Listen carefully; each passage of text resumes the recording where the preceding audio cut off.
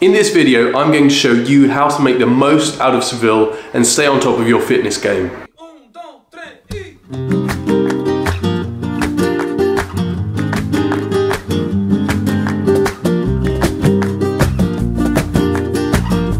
I'm Sebastian, and this channel is all about sharing my passions about good food, traveling, being active, and overall good vibes. So recently, my girlfriend and I, Joanna, were able to visit Seville, and it's a really wonderful place. But if you're like me, you like to keep some semblance of a routine when you're traveling. Seville is a stunning city in the south of Spain. Seville is known for its impressive architecture, such as the Alcazar Palace and the Giralda Tower. The city has a very rich history dating back to the Roman times, and it has been influenced by several cultures such as the Moors and the Catholics. Seville is also known for its delicious tapas and refreshing sangria. If you're lucky enough to visit Seville during the spring, you'll get to witness the Feria de Abril festival, where locals dress up in traditional flamenco costumes and dance the night away. Let's start with some tips. Tip number 1, accommodation. My number 1 tip is to book a hotel with a gym. Seville has a bunch of amazing gyms from what I was able to research, but the fact that you have a gym right in your hotel, as long as it's decently enough equipped, saves you such a lot of time, because this way you'll be able to go on your travels, enjoy the city, and you'll be able to get a workout in with the utmost convenience, instead of having to go, I don't know, 20, 30, 40 minutes to find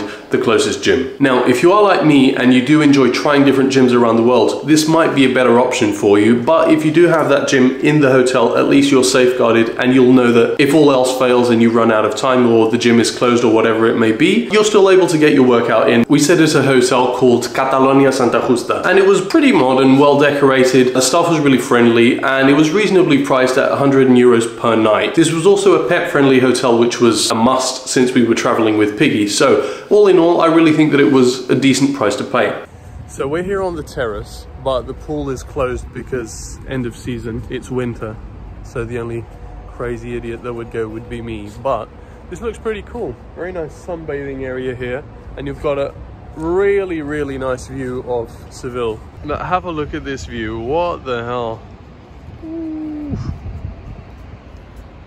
One of the things that I liked most about this hotel, other than the overall decoration and vibe, was the courtyard which led to the rooms. You had these nice fountains in the middle. You also had a bunch of vines going up the stairs and everything, so it had a really nice fresh atmosphere. Of course, if it was raining, you might get a little wet on your way to the room. Fortunately, Seville has pretty nice weather all year round, so most likely that won't be an issue. We stayed on the ground floor and the room was pretty tidy. It was very comfortable, nicely decorated. The only thing I didn't like were these weird wardrobe doors. Not sure what was going on with that, but still, overall a pretty nice room. The highlight for me was the comfort of the bed and the bathroom. I really like the decoration of the bathroom. The matte black details on the taps and the mirror and everything. So overall very tasteful, and it was just a nice, comfortable experience. Now, let's get to the important part. The gym. It was pretty small, truth be told, but it had one amazing feature, a life fitness cable machine. Now, cable machines for me are probably the most important equipment in any gym because they're just so versatile, even more than dumbbells in my humble opinion.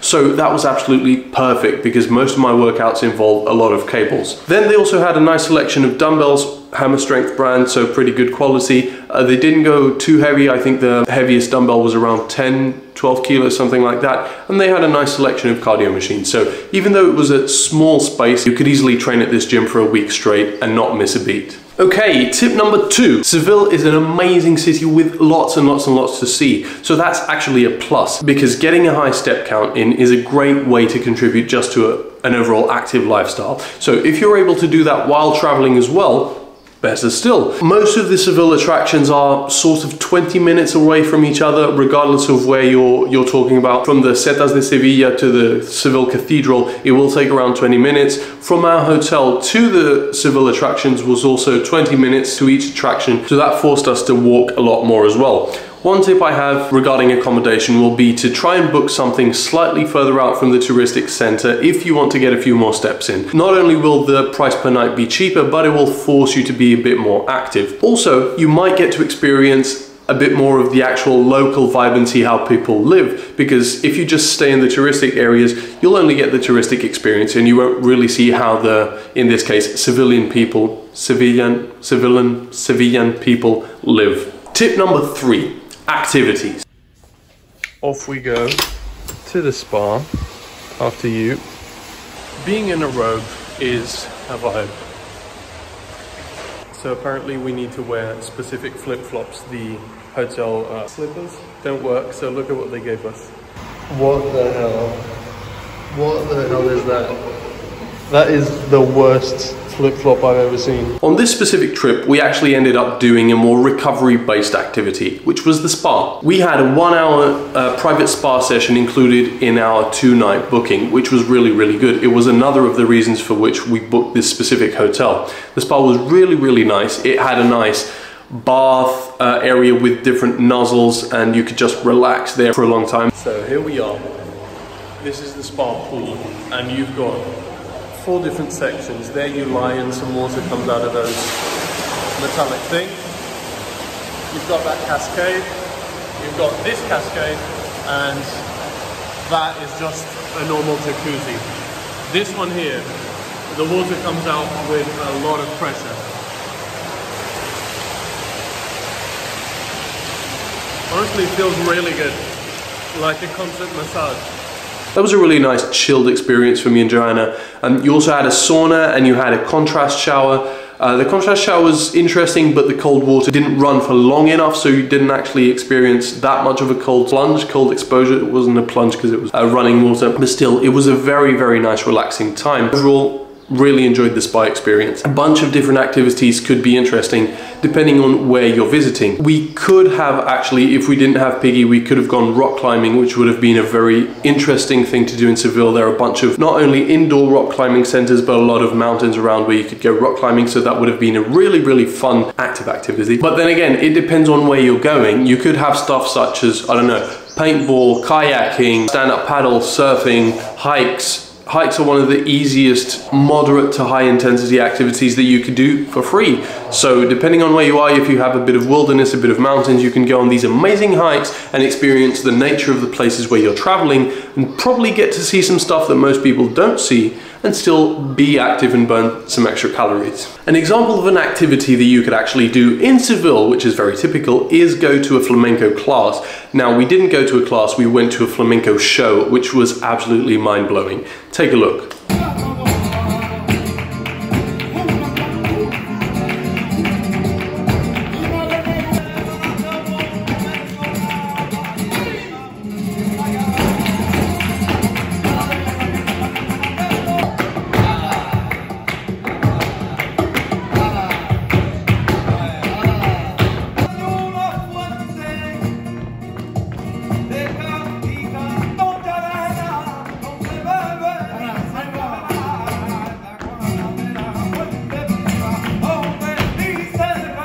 But if you actually wanted to try and learn a bit of this dance, that could be an amazing active experience that would allow you to get a taste of the local culture and get immersed in it and still burn some calories and be active. Tip number 4. I absolutely love eating. So we're here with Piggy. This is a dog-friendly brunch and we've got a nice flat white and Joanna has a juice which has what?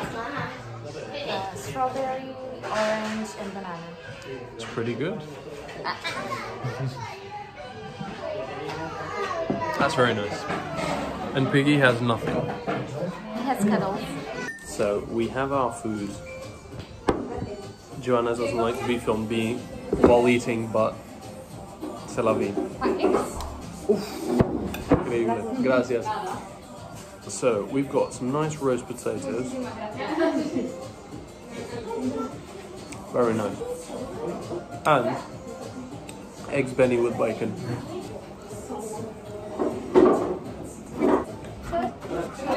The sauce is cold, which isn't a vibe, but the taste is amazing. Wow. So food is one of the main things that I'm looking for whenever I'm traveling and I want to have a new experience. I always like to try the local stuff. But just a small disclaimer, I have not been in love with Spanish food in general. It is a country where I struggle to find good local food. There are some exceptions and there are some tapas that I enjoy. For example, I do enjoy a paella, but in general, it's not my go-to food. But regardless, let's talk about the good things. Seville is known for its tapas, as I said in the beginning. Tapas are a really, really popular dish all over Spain, so you can find a lot of different things. Now, most of them will not be very diet friendly. They are a bit fatty, they've got a lot of prosciutto, cheese, this sort of stuff, so a lot of fat, a lot of calories. They're usually on bread as well, so it can be difficult to stick to your diet, especially if you want to have that with a nice beer or a glass of sangria. What are my suggestions to go around this and still be able to stick to your diet while enjoying the local cuisine, even though it isn't the healthiest? I would suggest that you go to a local supermarket, which are pretty easy to find, and try and get a protein source. For example, a shake or a yogurt, a protein pudding, something like that. That should be easy enough to find, thankfully. They're available in most supermarkets around Europe. Then you could also get some stuff like some cherry tomatoes, some cucumbers, some carrots, or even some fruits such as berries, some apples, something easy to eat. This way you're getting some protein and you're getting some micronutrients and fiber. So thumbs up. And if you do this, they're relatively low calorie options, so then you could go and have some tapas and not worry about the protein content or the micronutrient content, and you're able to enjoy the local cuisine and still have a nice nutritional base. You might even get away with trying a few churros dipped in chocolate, which we did. Life is all about balance, so I think this is a really good way to be able to enjoy everything. Another good thing about Spanish cuisine is prosciutto. So they use this a lot in tapas, but you can also eat prosciutto by itself. And one of the easiest ways to get it is, for example, in these cones that we found in the street, and you had a bunch of prosciutto, I'd say around 150 grams, for a relatively cheap price. And prosciutto, it does have some fat, but it's full of protein because it's dehydrated. That's a great way to get some protein in, and also try the local cuisine, because prosciutto is a typical thing from Spain and from Portugal, but we're talking about Seville here. And that concludes this video, guys. I hope that you were able to take some of my tips and apply them to your own travels. I'm also really curious to know what you do on your travels to stick to your routine. Please let me know in the comment section. Also, don't forget to like this video and subscribe to my channel for more travel and fitness content. That is all from me, guys. I will see you in the next one.